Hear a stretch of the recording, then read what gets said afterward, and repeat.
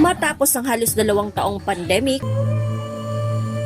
natuloy na nga ang selebrasyon ng fiesta sa Barangay San Antonio, Bumbon, Camarines Sur. Tuwing Hunyo 13 ang kapistahan ng patron ng barangay na si San Antonio de Padua. Ngayong taon, naisakatuparan ng Pairaya Festival na sinimulan sa masayang color run noong Hunyo 4. Sa loob ng 1 linggo, may kaganapan sa Barangay Hall araw-araw. Kaya inapod mining Pairaya dahil pag sinabing pasiring ka sa Iraya, gusto sabihin pasiring ka sa San Antonio.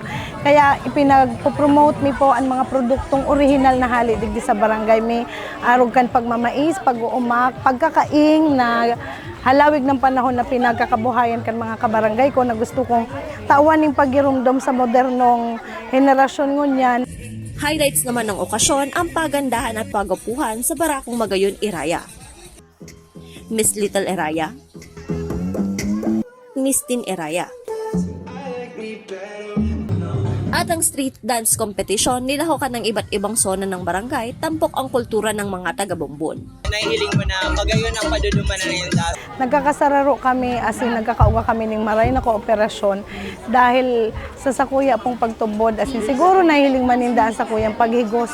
As in, very hands-on ako sa gabos na bagay digdi sa barangay mi. Kaya dahil pwedeng, dahil kami magtrabaho, dahil kami pwedeng, dahil mag-iribanan. Dahil ang gabos na obheto, pagirumdum lang yan kan sa muyang utang na buot na pinagtawang kami ni mandato na mamayo po digdiyo sa pinakadakulang barangay, Kanbanwaan. Iyo po ang Barangay San Antonio.